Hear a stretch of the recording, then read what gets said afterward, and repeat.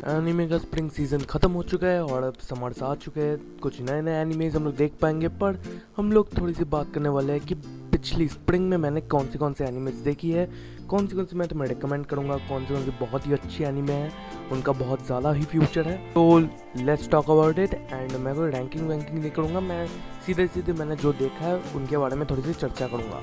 तो let's begin with the banger जो आया और फर्स्ट एपिसोड में ही बहुत लोग उससे अटैच्ड हो गए। आई थिंक वो है काइजू नंबर 8 एंड इसकी सेटिंग थोड़ी सी मॉन्स्टर वाली है। पहले तो मैंने इसके ऊपर मैंने एक वीडियो बनाई थी और मैंने इसे अटैक ऑन टाइटन का सस्ता कॉपी बोल दिया था, but it is very very different. और मैंने इसके ऊपर मांगास के भी ऊपर मैंने इसके ऊपर चर्चा की है और बात की है इसके मांगास के बारे में। और बाद में चल के इसकी मांगा बहुत अच्छी होने वाली है। कुछ ऐसे ऐसे करेक्टर्स हमें दिखने वाले हैं जो बहुत ज़्यादा ही पावरफुल और ओवर पावर्ड है और काइजू नंबर 8 की स्टोरी में इफेक्ट भी करते हैं।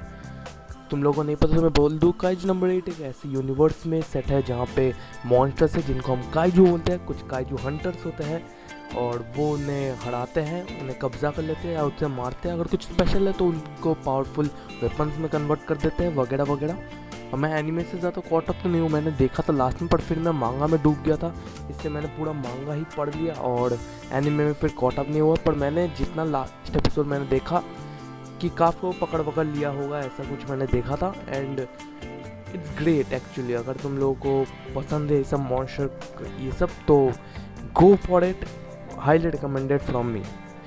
अगली जो एनीमे है जिसके बारे में हम लोग बात करने वाले वो भी एक नई इंस्टॉलमेंट है और उससे भी बहुत लोग टोक्यो रिवेंजर्स की कॉपी बोल रहे थे। और सीरियसली कुछ करेक्टर्स हैं जो टोक्यो रिवेंजर्स के करेक्टर की तरह दिखते भी है।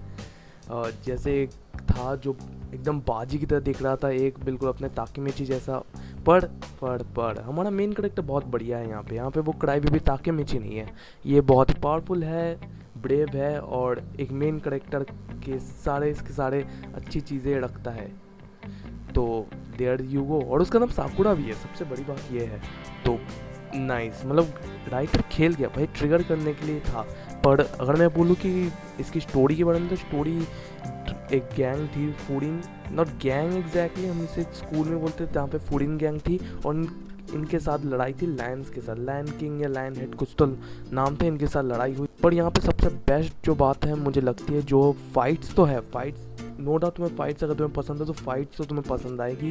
यहाँ पे कुछ बहुत ही डिफरेंट फाइटिंग स्टाइल्स हमें देखने को मिलती है जो तुम्हें बहुत ही अच्छी लगेगी। पर साथ ही साथ हमें दिखती है फाइट्स के साथ बैक स्टोरीज।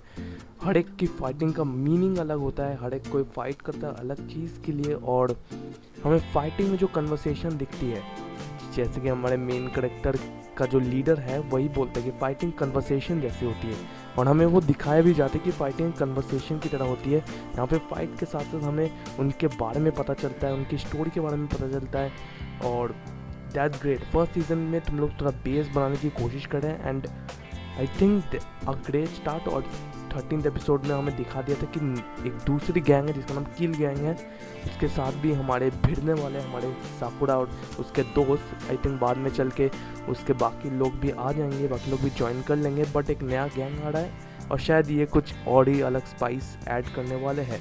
तो एक क्लिफ हैंगर में इन लोगों ने किया जो अच्छी बात है। I am hype for it और जब इसका सीजन 2 आएगा आई विल वॉच इट। अब बात करते हैं अपने थर्ड एनिमे के बारे में।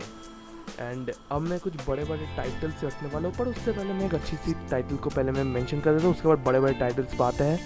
वो है Mushoku Tensei, one of the best isekai anime और मेरी one and only isekai anime जो मैंने देखी है, मुशोको टेंसेई। एंड आई थिंक मुशोको टेंसेई एक ऐसी एनिमे है जो इसेकाई में पूरी तरह फिट बैठती है। मुझे लगता है जब मैं इसेकाई के बारे में सोचता हूँ, दूसरे किसी दुनिया के बारे में सोचता हूँ, तो मैं कुछ ऐसा ही सोचता हूँ जिसमें जादू होगा, अलग अलग लोग होंगे, अलग अलग रेस के लोग होंगे, अलग अलग टाइप के लोग होंगे, जिनकी अलग अलग भाषाएं होगी। एंड हमें पहले जो सीज़न थे वहाँ पे हमें उसका खड़ा नहीं हो रहा था, वो फिक्स होते हुए हमने देखा है। पर हम इस वाली जो सीज़न है यहाँ पे बहुत अच्छी चीज़ें पता चली, क्योंकि हमारे रूडी भाई साहब की शादी हुई है एंड शादी में आई लव्ड इट, मुझे शादी पसंद आई। एंड यहाँ पे और भी चीज़ें हुई है, हमें बहुत से सेक्रीफाइसेस पता चले जो मुझे लगता है वन ऑफ द थिंग्स है मुझको टेंसे में जो हमें नहीं दिखते। हमें बहुत होलसम मोमेंट्स, बहुत हैप्पी मोमेंट्स दिखते हैं, पर सैड मोमेंट्स बहुत कम दिखते हैं। पर जब दिखते हैं, जब मैंने देखा तो I feel really bad. I think जो राइटिंग लोगों ने की है उन लोगों ने ऐसी की है कि you just get attach to that character. जब वो करेक्टर मरता है then you just feel it. जे की जैसा नहीं है भाई कि सुगुना आके सबको मार दे रहा है विदाउट मतलब किसी के मतलब। हाँ, गोजो के लिए आई हैव फीलिंग्स एंड अलग अलग लोग जो भी नानामी वगैरह थे उनके लिए है, पर जो अलग अलग और भी है जिन्हें मार के फेंक दिया था उनके ऊपर कोई बेसिस ही नहीं है। We don't get connected to it and यहाँ पे अपना मुशोटेन से अच्छा करता है। वो टाइम लेके कनेक्ट कराता है, कनेक्ट करके अगर कोई सेक्रीफाइस होता है वो भी अच्छे से करता है। बट हियर वी गो, अच्छी मोमेंट्स के साथ हमें रूडियस का सेकंड भी मिलने वाला है, सेकंड वाइफ। और रॉक्सी मैंने बहुत पहले से सोच कर रहा था रॉक्सी का कुछ कनेक्शन होगा बाद में चल के, कुछ तो होगा। And here we go, Roxy is now wife of Rudeus. तो अच्छा लगा, I am waiting for it. अब बात करने वाले हैं कुछ बड़े बड़े टाइटल्स के बारे में जो स्प्रिंग में आए थे। सबसे पहले बात कर लेते हैं MHA के साथ माय हीरो एकेडमिया, जो अभी तक ख़त्म नहीं हुआ है, चल रहा है, तो इसे मैं पहले कवर कर लेता हूँ। तो MHA अभी अपने फाइनल स्टेजेस में है। MHA पहले तो बहुत ज़्यादा लैग कर रहा था, मतलब मुझे पर्सनली अच्छा लगा MHA। लाइक सीज़न 6 तो मेरा फेवरेट है। सीज़न 6 जब वो डार्क आर्क शुरू हुआ था, that is my favourite and that will be my favourite. और बाकी जो भी चीज़ें थी वो सारी चीज़ें लोगों को पसंद नहीं है, मुझे पसंद आई। आई थिंक मतलब वो भी थोड़ा सा स्लोली पेस अप करता है, पर इट्स गुड। मुझे लगता है बेस बनाना बहुत अच्छी बात है। अगर तुम बेस ही नहीं बनाओगे तो बहुत जल्दबाजी में चीज़ें होगी तो प्रॉब्लम होगी। तो इन्होंने अच्छा खासा टाइम लिया सीजन्स के साथ रख के इन लोगों ने कैरेक्टर डेवलपमेंट किया। And I am very much waiting for my Dabi, जिसका फाइट दिखने वाला है या मतलब दिखाने वाला है, आई डोंट नो। जिस भी टाइम में वीडियो आएगी उस हिसाब से देख लेना। पर लास्ट टाइम आई थिंक मैंने टोडोरोकी और डाबी का लड़ाई में देखने वाला हूँ, और मैंने मांगा पढ़ के तो रखी है, but I am very much excited because मेरा फेवरेट कैरेक्टर डाबी है।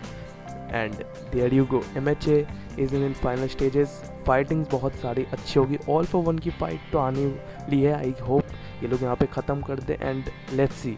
MHA की मांगा आई थिंक ख़त्म हो चुकी है, अगर कुछ और चैप्टर्स निकालता I don't know, but here we go.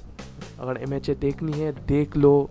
अगर तुम्हें पहली सीजन्स पसंद नहीं आई थिंक ये वाली सीजन्स पसंद आई, क्योंकि यहाँ पे सिर्फ फाइटिंग ही है और हम लोगों को फाइटिंग पसंद है। द लास्ट एनीमे जो स्प्रिंग सीजन में आई थी और everyone was hyped about it, but उसके पहले कुछ एपिसोड में हाइप नहीं थी, बट लास्ट कुछ एपिसोड के बाद everyone is hyped. Demon slayer Hashira training arc. I think मुझे इसके बारे में बात ही नहीं करनी चाहिए, क्योंकि demon slayer is one of the most hyped anime. 1 साल बाद ये वापस आया, पर आई थिंक पहले एपिसोड मुझे पता था कि मैंने हाशिरा ट्रेनिंग आर्क मैंने देख के रखी है, मैंने उसके बारे में वीडियो भी बना के रखी है जिसमें मैंने पूरा का पूरा हाशिरा ट्रेनिंग आर्क ही एक्सप्लेन कर दिया था। कुछ ज़्यादा कुछ था नहीं एक्चुअली हाशिरा ट्रेनिंग आर्क में, और मैंने सोचा ये थोड़ा मिड होगा, इतना अच्छा नहीं होगा आई थिंक, पर लास्ट में चल के हमें कोई क्लिफ हैंगर दे के छोड़ देंगे। एंड आई थिंक वही हुआ, मतलब पहले कुछ चीज़ें अच्छी लगी है, मतलब ग्यू की बैक स्टोरी, देन ग्योमी की बैक स्टोरी हमें पता चली है, दैट वर गुड। कुछ एनीमे कैनन एपिसोड्स में मिले हैं जो अच्छी लगती है। मतलब डीमन स्लेयर ये वाला जो season demon slayer is not about कि fight, it was more like training. थोड़ा सा इन लोगों ने स्पेस लिया, थोड़ा सा ब्रीदिंग लिया and they just pulled it of. पर लास्ट के जो एपिसोड था एपिसोड 8 इज़ लाइक एपिसोड 8 एक तरफ और पूरा demon slayer Hashira training arc एक तरफ। मूजान की एंट्री हुई एंड आई थिंक इन लोगों ने फिर से ब्रीदिंग स्पेस लिया। इन्होंने उबुयाशी जो अपना था लीडर उसके भी कुछ ज़्यादा पैनल्स नहीं थे मांगा पे, पर इन्होंने प्रॉपर 15 से 20 मिनट लिया है टाइम उसकी कन्वर्सेशन के लिए। और फिर ग्योमी आया एंड माय लॉर्ड, मुझे पता है कि ग्योमी बहुत ही पावरफुल है, बहुत सबसे पावरफुल हाशिरा है, बट बहुत ज़्यादा पावरफुल है। एंड हमें वही सीज़न 2 वाला एंटरटेनमेंट डिस्ट्रिक्ट आर्क वाला वो वाला जो क्रेज़ था वो वापस आया। And I am very much excited for the infinity castle जो मूवीज़ में आने वाली है। 3 मूवीज़ मैंने सुनी है, और अगर मैंने सोचा एक चीज़ के बारे में, अगर डेंगू वाली जो मुगेन ट्रेन वाली थी उसने कोरोना में वो आया था और वो $500 मिलियन में है और वो सबसे हाईएस्ट ग्रॉसिंग मूवी है एनिमे में। तो अभी तो कोरोना भी नहीं है, प्लस हाश ट्रेनिंग आर्क के बाद अब इन्फिनिटी कासल है, जो कोरोना नहीं है, सबसे ज़्यादा हाइप्ड वही इन्फिनिटी कासल आर्क है। और मैंने पिछली बार मूवी नहीं देखी थी थिएटर, इस बार मैं जाके मूवी में थिएटर देखूँगा, तो ब्रेक होने वाला है, पैसे ज़्यादा आने वाले हैं डीमन स्लेयर वालों को। तो जोक्स असाइड, लेट्स सी क्या होता है इन्फिनिटी कासल आर्क में। आई थिंक डीमन स्लेयर हाशिया ट्रेनिंग जितना मैंने एक्सपेक्ट किया था उससे ज़्यादा ही इन लोगों ने डिलीवर किया है, and I am happy about it. Okay, that's it for the video. मैंने कुछ ज़्यादा एनिमेज तो देखे नहीं, पर मैंने जितने भी देखे उनके बारे में मैंने अच्छे से बात की है। एंड अगर तुम लोगों को सजेशन देना कोई एनिमे देखने के लिए, तुम please give me in the comments. और मैं जब अभी समर का सीज़न भी आने वाला है तो मैं अब कौन से एनिमेज देखने वाला हूँ इसके ऊपर मैं वीडियो बना ही लूँगा। तो मिलते हैं अगली वीडियो में, तब तक के लिए गुड बाय।